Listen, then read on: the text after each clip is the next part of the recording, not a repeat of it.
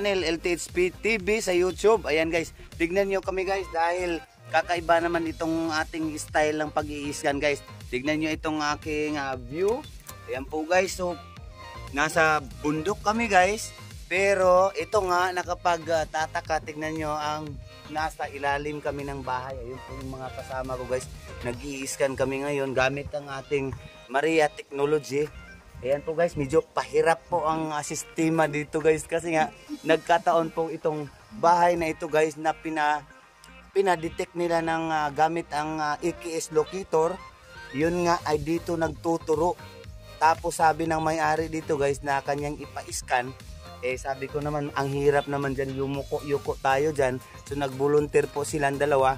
Sila pong dalawa yung nag-i-scan. So mamaya po continue po tayo guys, papakita ko sa inyo yung drone footage ng buong area. Nandito tayo ngayon guys sa Cotabato, South Cotabato po guys. So shout out na lang sa mga taga Davao, Cagayan de Oro, Butuan at Hingoog City. Shout out sa inyong lahat. Maraming salamat sa pag-view. So keep on watching na lang at itutuloy natin ang ating exploration from Cotabato to Cagayan de Oro City guys. Bye bye.